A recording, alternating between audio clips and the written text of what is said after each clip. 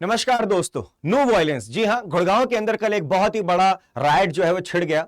हिंदू मुस्लिम ये जो लड़ाई है इसे हम ब्रदरहुड की तरह अगर आगे बढ़ाएं तो ठीक रहेगा, क्योंकि बहुत सारी अफवाहें फैल रही हैं और उन अफवाहों के फैलने से हो सकता है कि ये राइट्स और बढ़ जाएं। तो मेरी ये जनहित में एक अपील है, अड्डा 24/7 की तरफ से अपील है कि ये बहुत ही जो भी रूमरिस्टिक वीडियोज हैं उनको बिल्कुल भी वायरल ना किया जाए और उनके ऊपर बिल्कुल भी भरोसा ना किया जाए। मैं आपको बताना चाहता हूं आज का जो वीडियो है ये कंप्लीट वायलेंस की स्टार्ट से लेके एंड तक की पूरी स्टोरी बताने वाला है।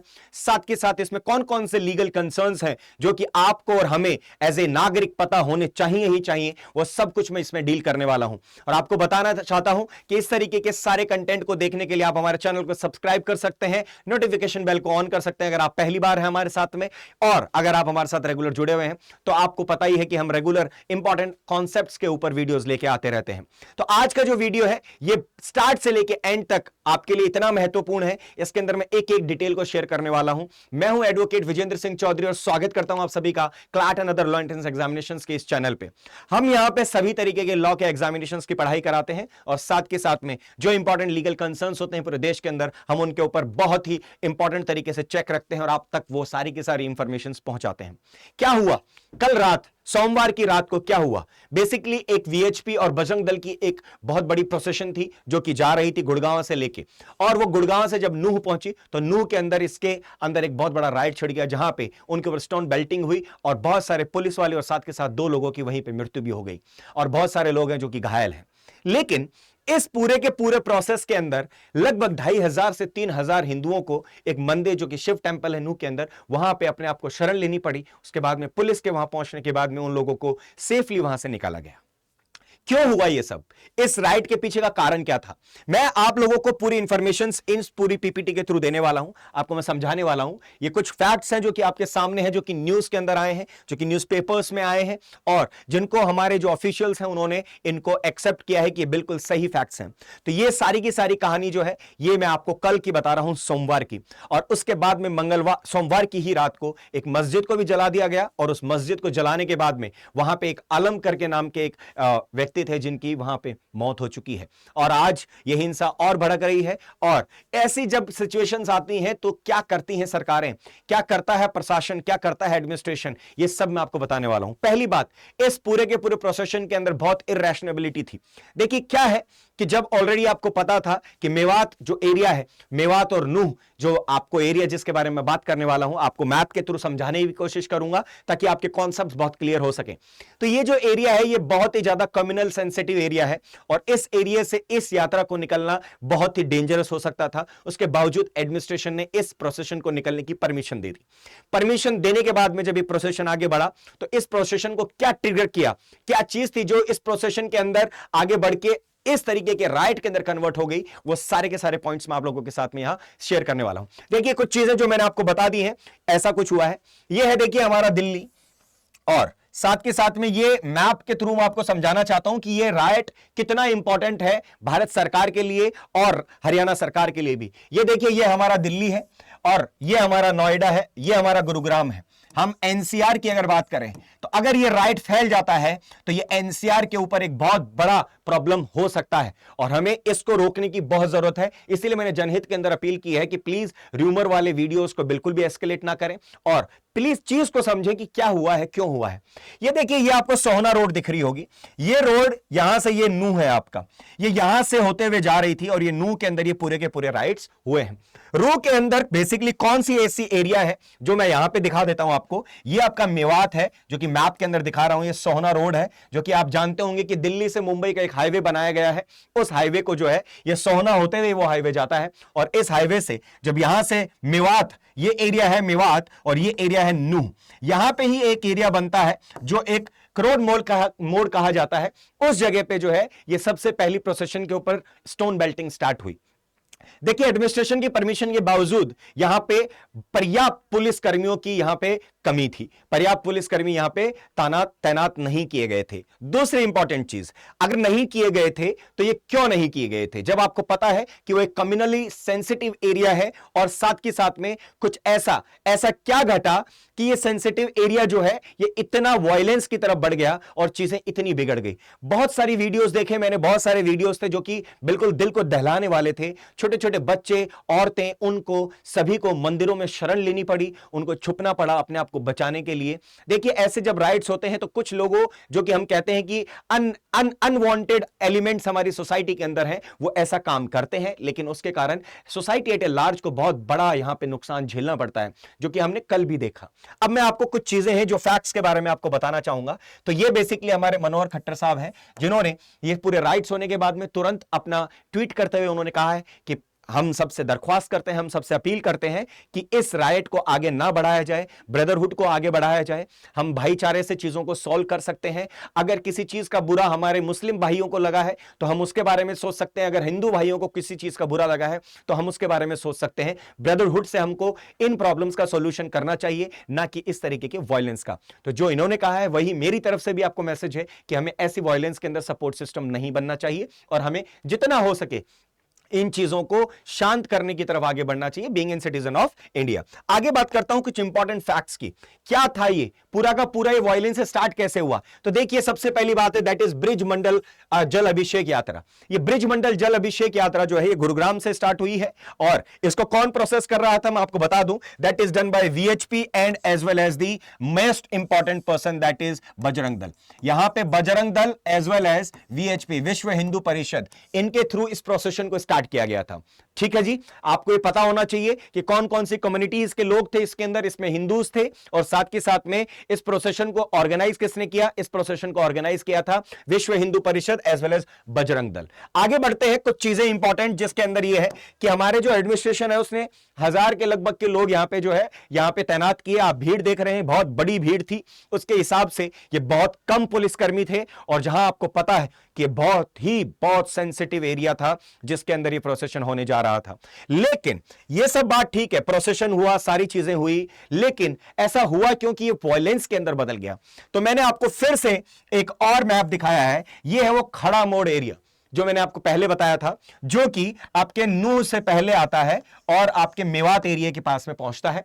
यहां पे आके वायलेंस जो है वो सबसे पहला ट्रिगर एरिया ये हुआ था। ठीक है, तो यहां पे कुछ मैंने फैक्ट्स रखे हैं जिसके अंदर ये बताया गया कि जो वायलेंस है वो अचानक से बढ़ा, जहां पे कुछ हमारे नौजवान जो है वो आए और उन्होंने पत्थर फेंकना शुरू किया, पुलिस की गाड़ियों को डैमेज कर दिया गया है, बहुत सारे लोगों को यहां पे वायलेंस के अंदर जो है क्षति पहुंची है, और बहुत ही ज्यादा पब्लिक प्रॉपर्टी को भी क्षति यहां पर पहुंची है। और बहुत इंपॉर्टेंट है that is Delhi Mumbai expressway. ये बहुत ही बड़ा एक्सप्रेसवे है जो कि इसके कारण से पूरा ठप पड़ा है। चलिए आगे बढ़ते हैं और कुछ इंपॉर्टेंट चीजें और बताता हूं कि ये ट्रिगर पॉइंट कहां से आया। What triggered this clash between two groups? ये दो ग्रुप्स के बीच में ये पॉइंट, ऐसा कौन सा पॉइंट ऑफ इंसेप्शन आया जहां से ये ट्रिगर हुआ? तो मैं आपको बता देता हूं, ये जो आपके सामने फोटो दिख रही है इन शख्स की, इनका नाम है मोनू मानेसर, और इन्होंने कुछ दिनों पहले एक अपना वीडियो जो है वो वायरल किया था। उस वीडियो के अंदर इन्होंने एक तरीके से धमकी दी थी, और उस धमकी के अंदर इन्होंने एक, इसे मैं धमकी नहीं, इसे मैं एक और नाम देता हूं, दैट इज डेयरिंग धमकी, डेयरिंग चैलेंज जो है इन्होंने यहां पे इन्होंने प्रपोज किया था। और उस डेयरिंग चैलेंज को जो है, जिस दिन ये प्रोसेशन बढ़ रहा था उस दिन वो वीडियो बहुत ज्यादा वायरल हुआ, और लोगों के अंदर उस डेयरिंग चैलेंज के लिए जो है वहां पे हिंसा भड़कने के चांसेस और बढ़ गए। ऑलरेडी मैंने आपको कहा कि कम्युनली बहुत सेंसिटिव एरिया है, और जब ये मोनू मानेसर के इस तरीके के वीडियो सामने आए उसके बाद में लोगों के अंदर और हिंसा जो है वो भड़क गई, और उसी के बाद में ये सारा का सारा हमने जो है ये पूरा का पूरा जो कांड आप लोगों ने देखा, ये हम लोगों ने सभी ने देखा, और ये बहुत ही निंदनीय है। हम लोगों को इसका सपोर्ट बिल्कुल भी नहीं करना चाहिए। जब आपने पूरा सीन समझ लिया है, पूरी कहानी समझ ली है, पूरा केस समझ लिया है, तो कुछ चीजें हैं जो कि और आपको समझ लेनी है, और वो है वायलेंस जब एस्केलेट हुआ। देखिए एक वायलेंस है जो शुरू होता है और उसके बाद वो एस्केलेट होता है। एस्केलेट का मतलब है वो वायलेंस बढ़ेगा, और बढ़ने का उसका कोई दायरा नहीं होता है, वो दायरा कितना भी बड़ा हो सकता है। और एनसीआर, जैसा मैंने आपको पहले कहा, मैंने मैप में भी दिखाया कि अगर ये वायलेंस बढ़ गया, एस्केलेट हो गया, तो ये इतना बड़ा एस्केलेशन हो सकता है जिसके बाद में इस राइट को कंट्रोल करना बहुत बड़ी समस्या हो सकती है। तो इसके लिए क्या किया जाए, इसके लिए कौन कौन से लीगल मेजर्स हैं जो सरकार ले सकती है, जो एडमिनिस्ट्रेशन ले सकता है। लॉ के चैनल पे आप आए हैं, लॉ की जानकारी आप जरूर लेना चाहेंगे, तो मैं आपको लॉ की कुछ जानकारी देना चाहता हूं, और वो कुछ इस प्रकार से होती है। देखिए जब सेक्शन 144 इंपोज कर दिया गया, सेक्शन 144 और कर्फ्यू दो चीजें हैं जिसके अंदर हम लोग बहुत ज्यादा कंफ्यूज हो जाते हैं। मैं आपको बता दूं, कर्फ्यू तरीके का कोई भी शब्द हमारे कानून के अंदर मेंशन नहीं है, लेकिन कर्फ्यू बेसिकली 144 धारा का ही एक बड़ा वर्जन होता है, जहां पे आपको एक बड़े एरिया को जब है, आप एक बड़े बड़े बड़े एरिया को जब आप एक तरीके से आप ये कह सकते हैं कि मूवमेंट को रोक देते हैं, आप किसी भी इंसान के मूवमेंट को बिल्कुल एकदम स्टॉप कर देते हैं, वो कर्फ्यूज होते हैं। बट धारा 144 क्यों लागू की गई? धारा 144 होती क्या है? धारा 144 कौन लागू कर सकता है? धारा 144 कितने दिन तक लागू की जा सकती है और कितने दिनों के बाद उसको और एक्सटेंड किया जा सकता है? ये सब कुछ इंपॉर्टेंट फैक्ट्स हैं जो मैं इस वीडियो में आपको बताने वाला हूं। बारीकी से समझिएगा। क्यों? क्योंकि लोग जो है धारा 144 को सिर्फ ये समझते हैं, धारा 144 का मतलब 5 या 5 से अधिक लोग एक जगह इकट्ठा नहीं हो सकते। जी नहीं, यह सिर्फ और सिर्फ एक हिस्सा है धारा 144 का, लेकिन कुछ और कंसर्न्स हैं जो कि आपको धारा 144 के पता होने चाहिए। यह धारा 144 कौन से सेक्शन, कहां से आती है? यह हमें सीआरपीसी से मिलती है, that is criminal procedure code से, जो कि हमें प्रोसेस बताता है। अगर कोई भी क्रिमिनल एक्ट होता है, क्रिमिनल कोई भी कमीशन होता है, उसको क्या प्रोसेस फॉलो किया जाएगा, उस पूरे के पूरे कांड के अंदर, पूरे के पूरे ट्रायल के अंदर, पूरे के पूरे उस क्राइम को रोकने के लिए इसका जो प्रोसेस होता है, इसका जो प्रोसीजर होता है, वो बताता है हमको सीआरपीसी। सीआरपीसी का सेक्शन 144 के बारे में आप लोगों से बात कर रहा हूं। तो यहां पे जो हमारे एडिशनल डिस्ट्रिक्ट मजिस्ट्रेट है नू के, उन्होंने जो है सेक्शन 144 जो है इंपोज कर दिया है। तो मैं आपको बता दूं, जो डीएम होते हैं, डिस्ट्रिक्ट मजिस्ट्रेट होते हैं, my dear students, my dear friends, उनके पास में ये पावर होता है, उनके पास में ये पावर होता है धारा 144 को लागू करने का। ठीक है, पहली चीज। दूसरी इंपॉर्टेंट चीज ये है कि धारा 144 जो है डीएम या फिर एग्जीक्यूटिव मजिस्ट्रेट या फिर एडिशनल डिस्ट्रिक्ट मजिस्ट्रेट जो है, ये इसको लागू कर सकते हैं। दूसरी इंपॉर्टेंट चीज यहां पे देखिए, यहां पे क्या लिखा हुआ है, ये आप प्लीज समझिएगा, that it has been made to appear to me. किसको अपीयर हुआ है? हमारे एडिशनल डिस्ट्रिक्ट मजिस्ट्रेट को, एडीएम साहब को ऐसा अपीयर होता है कि अगर धारा 144 नहीं लगाई गई तो इंजरीज और बढ़ सकती हैं और यह मैटर आगे बढ़ सकता है। तो इससे क्या पता चलता है कि धारा 144 जो है यह बेसिकली एंटीसिपेटरी है। क्या है ये? एंटीसिपेटरी है। एंटीसिपेटरी का मतलब यह होता है जहां पे आपको एंटीसिपेशन होता है कि और बढ़ सकता है वायलेंस। एक होता है जब आप किसी चीज को शुरू होने से पहले रोक दें, और एक होता है कि जब शुरू हो गया तो अब वो और ज्यादा ना बढ़े, उसको हम रोक दें। वहीं पे धारा 144 का रोल आता है। जब आप एंटीसिपेट करते हैं कि भैया ये चीज आगे और बड़ा वायलेंस बढ़ सकता है और ज्यादा डैमेज पहुंचा सकता है, तब हम एंटीसिपेशन करके धारा 144 को लागू कर देते हैं। ठीक है, ये सारी चीजें मैंने आपको बता दी। और ये पावर जो है, ये पावर सिर्फ और सिर्फ बाय वर्च्यू ऑफ सेक्शन 144 किसके पास में है? That is to the DM. ठीक है बेटा, इतनी बात अगर आपको समझ में आ गई तो मैं आपको डायरेक्ट पूरा लॉ समझा देता हूं। अब देखिए, code that is of criminal procedure क्या होता है? See basically CrPC is nothing but it is the main legislation on procedure for administration of criminal law. जो भी हमारा क्रिमिनल लॉ होता है उसका जो एडमिनिस्ट्रेशन होता है वो बेसिकली सीआरपीसी के थ्रू गवर्न किया जाता है। लागू कब हुआ था? 1 अप्रैल 1974 को। ठीक है बेटा, okay. Now what is section 144? 144 को आप लोग जो कंफ्यूजन में थे वो कंफ्यूजन आज मैं एकदम नीट एंड क्लीन तरीके से क्लियर कर देता हूं, समझने की कोशिश कीजिएगा। It is issued in urgent case of security threat और राइट। जब अर्जेंसी आती है, एकदम अचानक से कोई अर्जेंसी आ गई कि किसी भी प्रकार का कोई भी राइट फैल सकता है या फिर कोई वायलेंस फैल सकता है, उस टाइम पे सेक्शन 144 को इंपोज किया जाता है।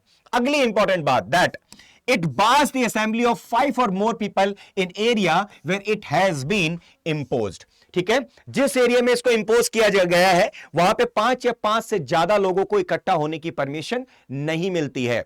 अब एक बहुत बड़ा इंपॉर्टेंट कैच है, ये section 144 of CrPC and section 141 of IPC, क्या फर्क है? ये मैं चाहता हूं कि आप लोग मुझे कमेंट बॉक्स के अंदर जरूर बताएं कि section 144 of CrPC and section 141 of IPC, इसमें क्या फर्क है। आगे बढ़ते हुए बताता हूं। It also empowers the authorities to block the internet access. और धारा 144 के तहत जो है इंटरनेट को भी ब्लॉक किया जा सकता है। क्यों? क्योंकि इससे जो है एस्केलेशन बढ़ाया जा सकता है, इसलिए इसको ब्लॉक कर सकता है एडमिनिस्ट्रेशन। तो हमारे यहां पे गुड़गांव के अंदर भी जो हाल फिलहाल के अंदर इंटरनेट एक्सेस है इन एरियाज के अंदर, उसको बिल्कुल बैन कर दिया गया है। Last but not the least, the notification issued by the district magistrate, जैसा मैंने आपको पहले बताया, ये नोटिफिकेशन एक डिस्ट्रिक्ट मजिस्ट्रेट जो है वही इश्यू कर सकते हैं। कुछ लोगों को कंफ्यूजन होता है कि सीएम करते हैं, कोई किसी को लगता है कि नहीं गवर्नर करते हैं, तो मैं आपको बता दूं नहीं, ऐसा बिल्कुल नहीं है। ना कोई हाईकोर्ट करता है, ना कोई कोर्ट करता है, ये सिर्फ और सिर्फ पावर किसके पास है? डिस्ट्रिक्ट मजिस्ट्रेट के पास। Now, when it is imposed, तो मैंने आपको बताया, that is when there is apprehension of breach of public peace and order. Apprehension, जैसे आप लोगों ने लॉ के अंदर पढ़ा होगा assault and battery. बैटरी का मतलब मैंने आपके चांटा मार दिया, बैटरी हो गई। लेकिन apprehension, जब आपको लगता है कि मेरे कोई मारने वाला है कुछ, that is assault. तो इसी तरीके से यहां पे apprehend किया जाता है कि यह बढ़ सकता है, और अगर बढ़ सकता है तो इसको रोकना बहुत जरूरी है। दूसरी इंपॉर्टेंट चीज, और वो है आपकी वैलिडिटी। प्लीज इसको कंफ्यूज मत करिएगा, मैं आपको बहुत अच्छे से समझा देता हूं। वैलिडिटी क्या है मेरे प्यारे बच्चों? That is 2 months. ये 2 महीने तक इसको इंपोज किया जा सकता है। मगर क्या है, अगर स्टेट को ऐसा लगता है कि भैया सिचुएशन कंट्रोल में नहीं आई, तो इसको इंपोज जो है ये सेक्शन 144, इसको एक्सटेंड किया जा सकता है 6 मंथ्स तक, maximum 6 months from the date of issuance. ये जरूर ध्यान रखिएगा, क्या है? From the date of issuance, जिस दिन धारा 144 को इशू किया गया था, इंपोज किया गया था, उस डेट से ये टाइम जो है कैलकुलेट किया जाता है। अगर आपको इतना पता है तो आप सेक्शन 144 के बारे में सब कुछ जानते हैं। अब एक चीज आप लोगों को बता दूं कि सेक्शन 144 की तरह ही बहुत सारे लॉज हैं जिनको आपको बहुत अच्छे से पढ़ने की जरूरत है। अगर आप किसी भी प्रकार का कोई एग्जाम दे रहे हैं, चाहे वो लॉ का हो, चाहे वो आपका जुडिशरी का हो, चाहे वो एलएलबी का हो, आपको लॉज के मेन कॉन्सेप्ट बेसिक्स आपको क्लियर होने बहुत जरूरी हैं।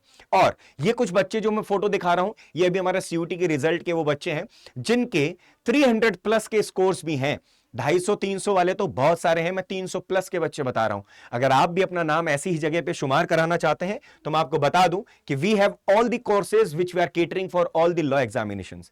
आप चाहे क्लैट की तैयारी कर रहे हैं, आप चाहे national law university of Delhi के लिए कर रहे हैं, दैट इज थ्रू एलेट, या फिर आप जितने भी यूनिवर्सिटी हैं, सेंट्रलाइज यूनिवर्सिटी CUET का अगर तैयारी कर रहे हैं, पूरे देश के अंदर सारी सेंट्रलाइज यूनिवर्सिटीज से अगर आप कहीं से भी ग्रेजुएशन करना चाहते हैं तो उसके लिए आपका CUT एग्जाम है। और अगर आपका सपना है कि महाराष्ट्र की टॉप कॉलेजेस से अगर अपनी पढ़ाई करें, तो इसके लिए ये सारे के सारे बैचेस हमारे अवेलेबल हैं और इन पे मैक्सिमम डिस्काउंट है only on the code Y738।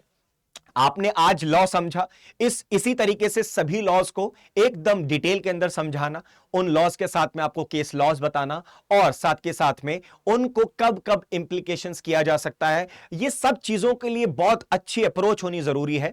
और उस अप्रोच को शायद मैंने कोशिश किया है आप लोगों को बहुत सिंपल तरीके से समझाना। अगर आप चाहते हैं इसी तरीके से सभी और लॉज को हमारे साथ समझना और अपने एग्जामिनेशंस के अंदर पूरी मदद पाना हमसे, तो जल्दी से हमारे साथ जुड़ जाइए और कोड यूज कीजिएगा Y738। उसके अगर आप कोड Y738 यूज करते हैं तो I will be the person who will be mentoring you through out your sessions, through out your counselling and everything. तो अगर आप हमारे साथ जुड़ना चाहते हैं तो फटाफट से आ जाइए। और कुछ बच्चे होते हैं जो कहते हैं सर हमें तो सारा एग्जाम्स देना है, हमें क्लैट भी देना है, एलिट भी देना है, स्लैट भी, MSCT सब देना है, तो आपके लिए भी बता दूं कि महापैक करके हमारा एक पैक है जिसमें सभी कोर्सेज को अवेलेबल किया गया है, आप उसे भी परचेज कर सकते हैं। और साथ के साथ हमारी अड्डा की जो ऐप है आप उसको डाउनलोड करके और बहुत सारे कॉइन्स वहां पे अर्न कर सकते हैं और उन कॉइन्स से एक बहुत बड़ा डिस्काउंट आप वहां जनरेट कर सकते हैं। साथ के साथ आप डेली बेसिस पे हमारे क्विज को अटेम्प्ट कर सकते हैं जो कि आपको बिल्कुल रिफ्रेश कर देगा, जो भी आपने पढ़ा है वो कैसा पढ़ा है, कितना पढ़ा है। तो आप लोगों से आखिरी में फिर से अपील करूंगा कि प्लीज कोई भी ऐसी वीडियोस जो कि इन हिंसाओं को भड़काती हैं, उन वीडियोस को जितना हो सके बिल्कुल भी एस्केलेट ना करें, और ऐसा कोई करता है तो उसकी कंप्लेंट जरूर रजिस्टर कराएं। साथ के साथ में अपने वकील खुद बने, लॉ की जानकारी रखें, अपने राइट्स को जरूर समझें।